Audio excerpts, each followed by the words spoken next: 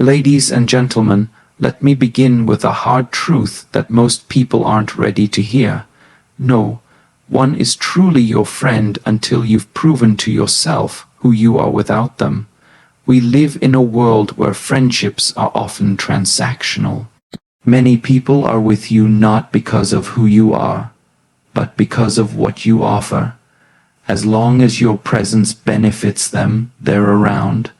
But the moment you're in need, suddenly, they're too busy, too tired, or too caught up with life. When you're hurting, don't be surprised if your inbox stays empty. When you're lost, don't be shocked if no one offers to guide you. The truth is, your pain is often invisible to others, even those who say they care. People wear masks, smiling when you're doing well, but hiding jealousy deep within. You'll hear their cheers, but never see the silent competition they play. The louder your success gets, the quieter their support becomes. Why? Because deep down, many don't want you to outgrow them. They'll be the first to comment when you fall, but never when you rise. They'll call it constructive criticism when they really mean destruction. And even worse, they'll say nothing at all when you need them the most. That silence, that's your real answer. So what do? You stop expecting. You stop begging for support, for validation, for friendship. You stop needing to be understood by people who never tried to know you in the first place. Instead, you become your own best friend. You show up for yourself. You clap for yourself. You fight for yourself. When life gets dark, you don't look for a hand. You become the flame. You build your own table, take your own seat, and make peace with being alone if that's what growth requires. Because the reality is this: true friendship starts with you. The most powerful alliance you'll ever have is with your own mind, your own discipline, and your own heart. So don't wait for someone to save you. Don't expect anyone to carry you. Walk your own path. Be your own strength. Be your own friend, because once you master that, no one can break you, no one can shake you, and no one will ever define you again. We often romanticize the idea of friendship, thinking it's rooted in deep connection, trust, and mutual loyalty. But if you look closely, especially when you're at your lowest, you'll realize that many friendships are born from convenience, not conviction. People gravitate toward what benefits them, what makes their life easier, or what fills a temporary void. They're not drawn to your soul, they're drawn to your circumstance. It's easy to have friends when you're useful, entertaining, or providing something they need, whether it's your time, resources, energy, or emotional support. But the moment you stop being the giver, the fixer, the one who's always available, their presence starts to fade. They'll say they've been busy, but you'll know it's not about time, it's about priority. Think about it. How many people checked on you when you had nothing to offer? How many stayed when you stopped serving their emotional comfort? You'll notice that a lot of people are only around when it's easy, when it's fun, or when they're gaining something from being in your life. They label themselves your friend, but the bond is paper, thin, measured by how convenient you make their life, not by how deeply they care about yours. This is the uncomfortable reality. Most friendships are built on conditions that are never spoken aloud. As long as you play your part in their world, they play their role in yours. But the moment you step back, when you set boundaries, speak your truth, or go through hardship, you begin to see who's truly loyal and who was just there for the good times. Support is a beautiful word, but it's often misused and misunderstood. We grow up believing that when we need help, the people around us will naturally step in, that if we fall, someone will catch us, that if we rise, others will cheer us on. But as time goes on, reality starts to paint a different picture, a harsher, lonelier one. What you'll discover is that most people only support you when it serves their interests. At the beginning of your journey, when you're struggling, building, trying to find your voice, people will usually stay silent. Why? Because there's no reward in supporting someone who's still in the shadows. But the moment the spotlight finds you, the moment your name starts gaining weight, the moment your work starts opening doors, suddenly people begin to show up. Not out of genuine joy for your progress, but because they now see value in being connected to you. They'll start aligning themselves with your wins, using phrases like "I always knew you'd make it," even if they were nowhere to be found during your hardest nights. Their support isn't about you, it's about how standing next to you benefits them. It becomes a form of strategic association. It's not rooted in love, it's rooted in advantage. Even worse, some people will subtly offer help or praise, but with expectations attached. They'll be generous, but only to later remind you of what you owe them. They'll support your success, but only if it doesn't surpass theirs. That kind of support is not real, it's conditional. It's transactional, not emotional. And when your situation changes, when you're no longer useful, when your growth starts to make them uncomfortable, you'll notice their energy shift. The praise stops. The presence fades. The support turns into silence, or worse, quiet resistance dressed in politeness. Pain is one of the most personal experiences a human can endure. It doesn't speak the same language to everyone, and it doesn't carry the same weight in someone else's heart as it does in yours. When you're hurting, truly breaking inside, it's natural to expect that others, especially those close to you, will feel some part of that burden. But time and again, you'll learn that your pain rarely registers in the lives of others with the same intensity that it does in yours. You cry silently at night, hoping someone will notice the change in your tone, your absence, your withdrawal. You walk into rooms with heavy shoulders and dimmed eyes, praying that someone will say, "Are you okay?" But they don't. Not because they don't care, but because most people are wrapped up in their own lives, their own problems, their own distractions. Empathy sounds good in theory, but in practice it's rare. Even when someone listens, they're often listening to respond, not to understand. They compare your pain to theirs, minimizing your struggle with phrases like "at least it's not worse," or "you'll be fine," as if healing was that simple. They offer surface-level comfort, a quick word of encouragement, then move on. But you're still stuck in that emotional storm, reliving moments, drowning in thoughts, and looking around for a lifeline that never quite reaches you. Worse, some will weaponize your pain. They'll observe your low points, your vulnerability, and keep mental notes for later. In arguments, they'll throw it back in your face.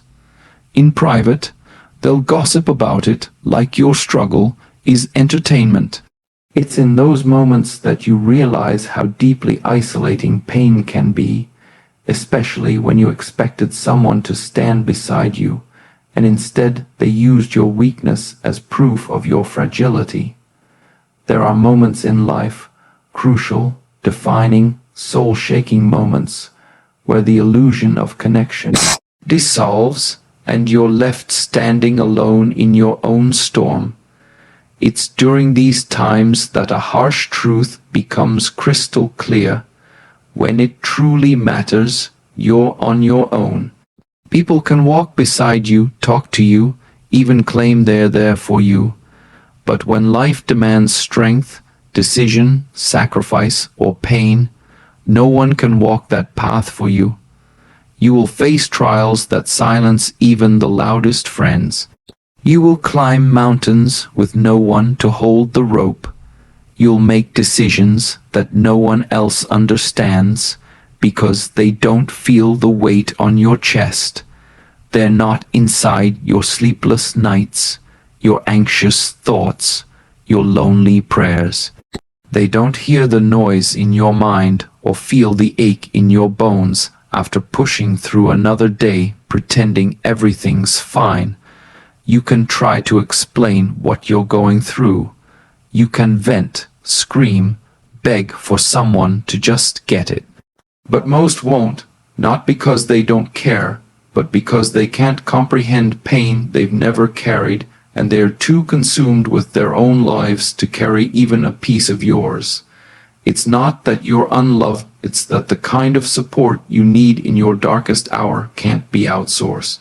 It has to come from within.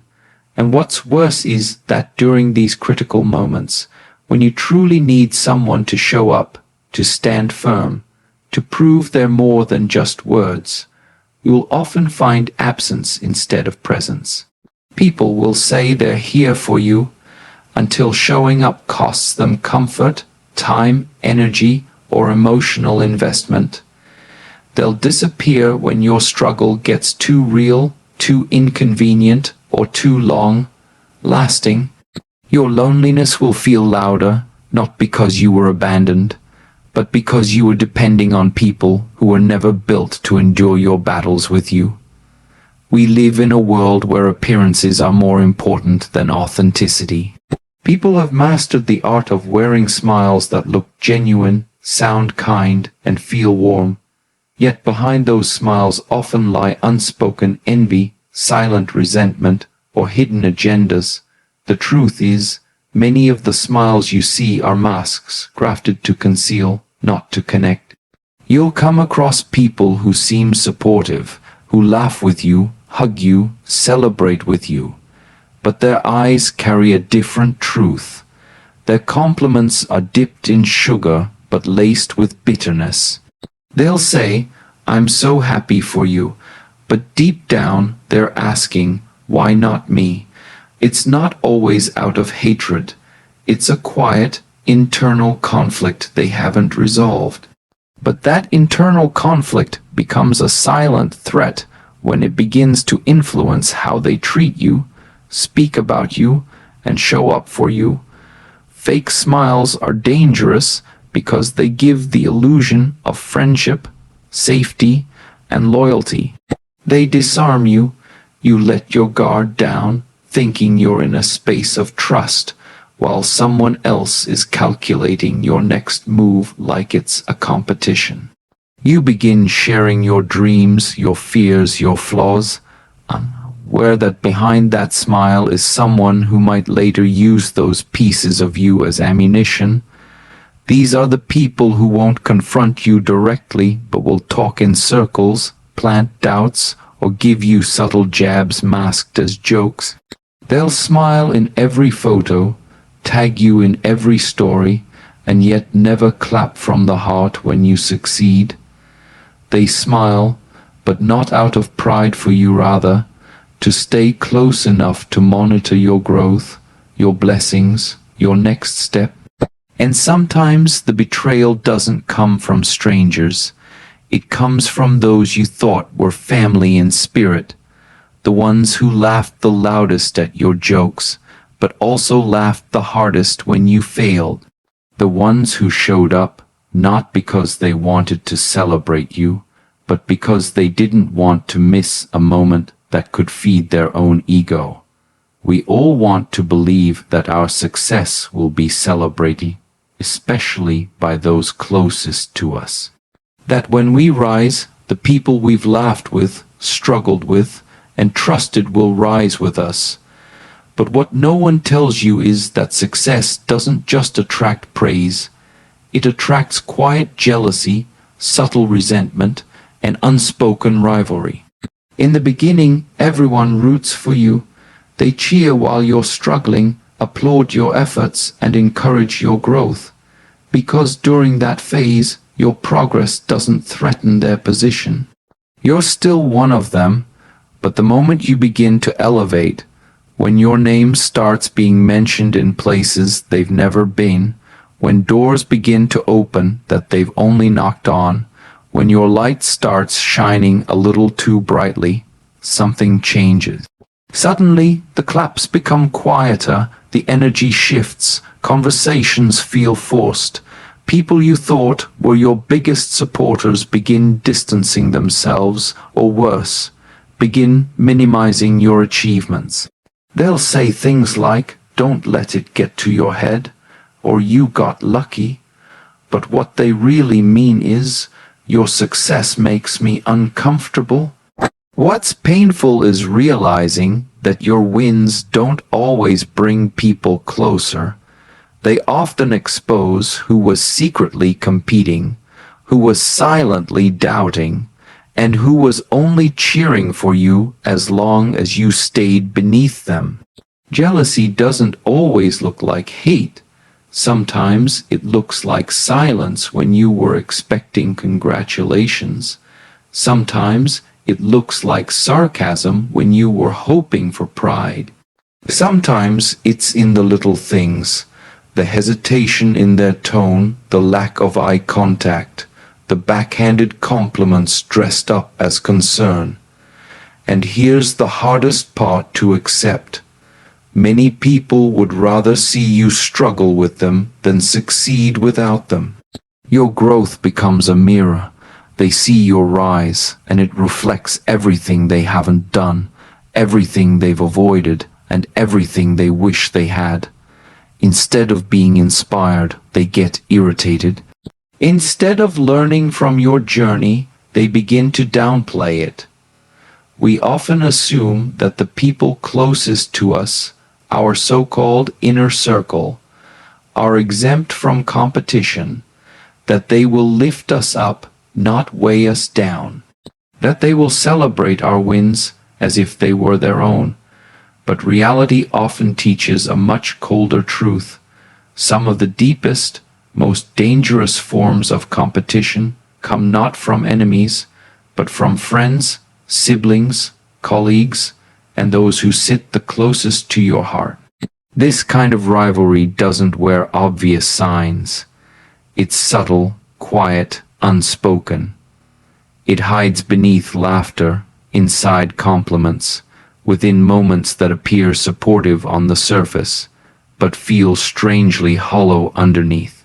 You'll notice it when your achievement is met with forced smiles or backhanded praise like "You're lucky" or "It's about time." You'll feel it in the conversations that suddenly become transactional, where the focus subtly shifts from your joy to their need to one-up you. These people may not say it out loud, but their energy will tell you they're not inspired, they're intimidated. They begin to measure themselves against you in silence. Your growth becomes their discomfort. Your progress becomes their benchmark, and instead of drawing motivation from your journey, they quietly resent it. Not because you did anything wrong, but because your rise unintentionally exposed their stagnation. What's most painful is that you once believed these people were your biggest supporters. You opened up to them, trusted them with your dreams, celebrated their successes with genuine joy. But now their body language is different.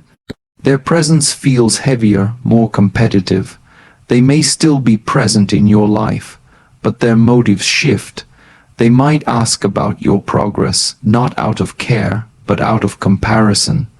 They may offer help, not to lift you, but to stay close enough to monitor your steps. This kind of silent competition is emotionally draining because it comes from a place where there was once love, trust, or loyalty. You feel torn, questioning if you're overthinking, if you're imagining it.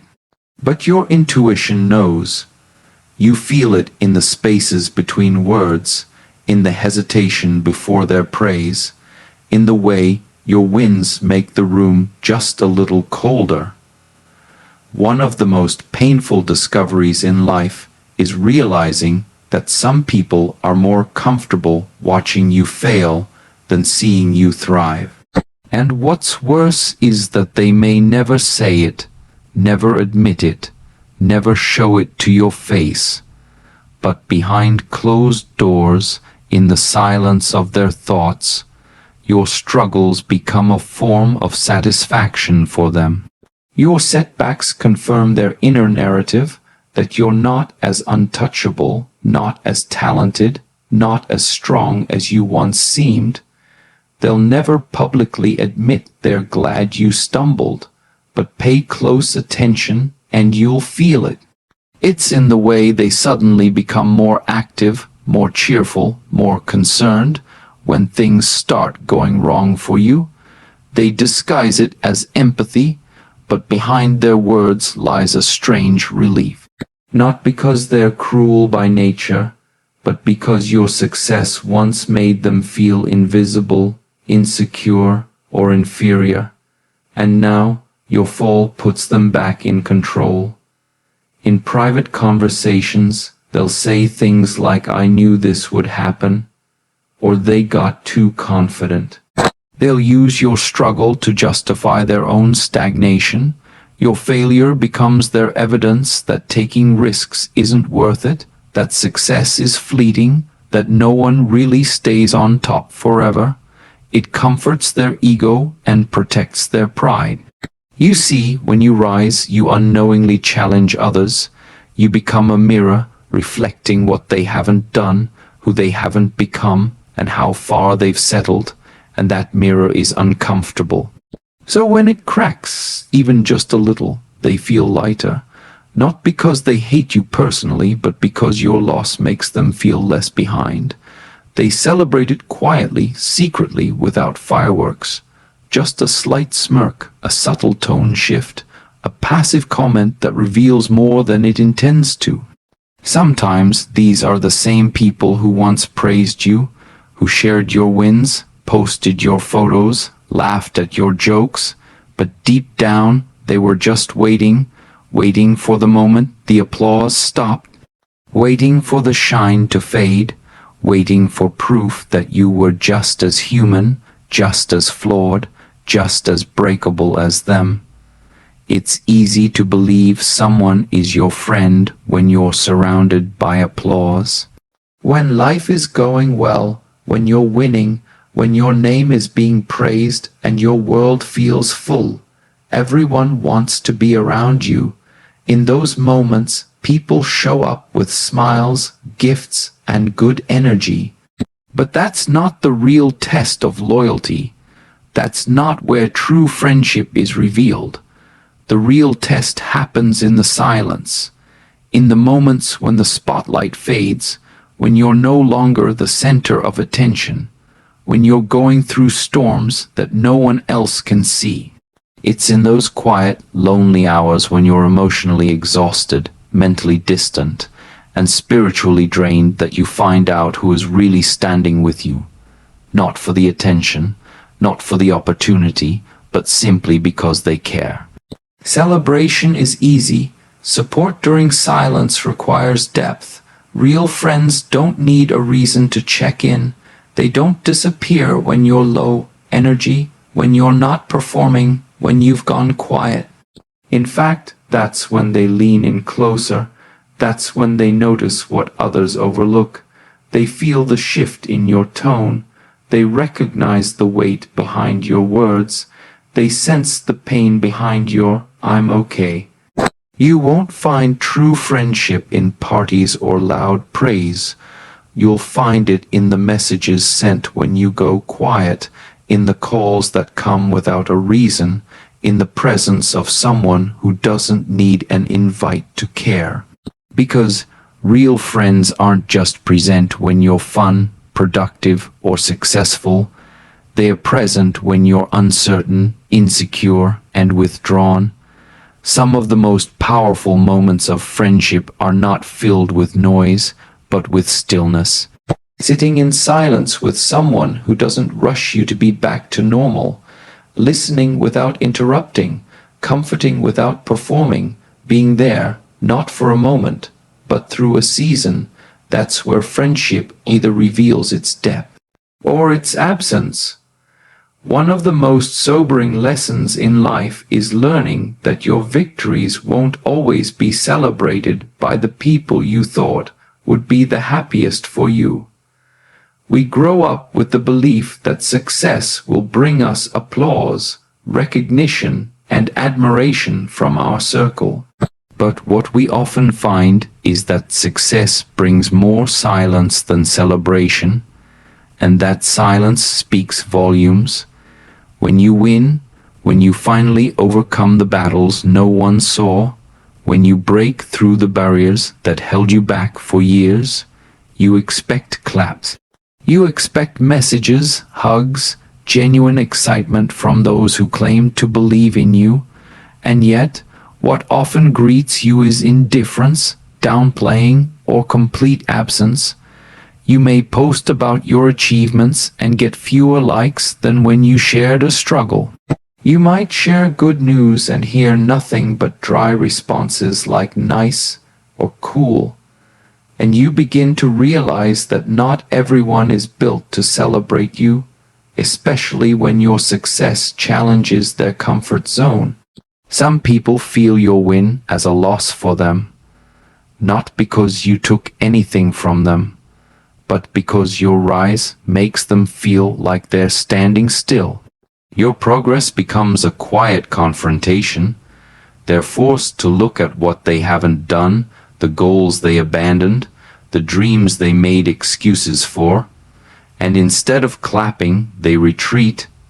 They become cold, distant, or worse, they try to make your achievement seem smaller than it is, because admitting your growth reminds them of their own stagnation. And sometimes, the people who refuse to clap are the ones who watched you struggle the most. The ones you supported, encouraged, uplifted when they were down. And now that it's your turn to shine, their silence is deafening. It's not that they can't clap, it's that they won't. Their pride won't let them. Their ego won't allow them to recognize your light, especially if they're still stuck in the dark. You'll begin to notice patterns, people who only reach out when you're quiet, never when you're loud with joy. People who were available when you needed help but vanish when you share a win. People who scroll past your progress like it's invisible. People who say, "I'm proud of you," but with a tone that lacks sincerity, a smile that doesn't reach their eyes. In a world where relationships are fragile and loyalty often comes with conditions, one of the most powerful decisions you can make is to become your own friend. Not just when it's easy, not just when you're winning, but especially when you're at your worst, because the most loyal, consistent, and enduring connection you will ever have is the one you build with yourself. Too many people look outward for validation, comfort, and encouragement, waiting for someone to notice them, applaud them, stand by them. But the harsh reality is that people are unpredictable.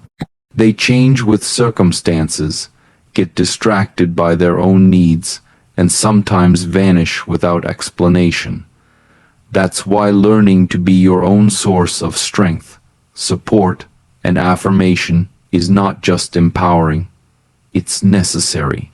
Being your own friend means learning how to sit with your pain without judgment. It means not abandoning yourself when you feel overwhelmed, confused, or insecure. It means choosing to believe in yourself even when no one else does. You begin to trust your own voice, honor your own worth, and create boundaries that protect your peace. You stop seeking external approval because you've learned that your opinion of yourself matters most. It also means celebrating your wins alone if you have to, clapping for yourself when no one else does, being proud of how far you've come, even if no one witnessed your struggle.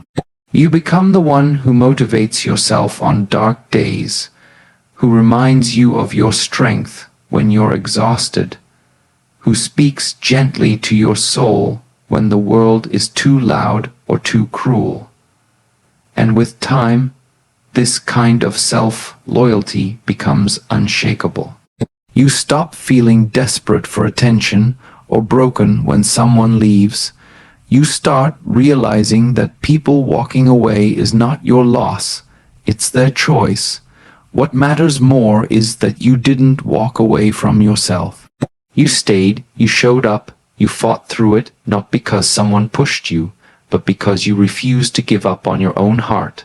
So when the noise fades, when the crowd thins out, when the fake smiles disappear, and when silence becomes your only companion, remember who was always there, you.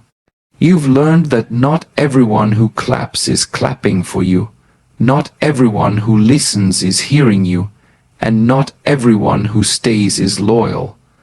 But none of that matters more than the fact that you stayed true to yourself. You stood when others sat down, you kept walking when no one offered a hand. You faced betrayal, silence, jealousy, and still you didn't fold. You don't need a room full of people to feel worthy. You don't need praise to know your power. You've walked through fire alone and came out with your soul intact. That's not weakness, that's unshakable self-respect. Be your own friend, be your own advocate, be your own home. Because once you stop depending on others to complete you, you'll realize you were never missing anything.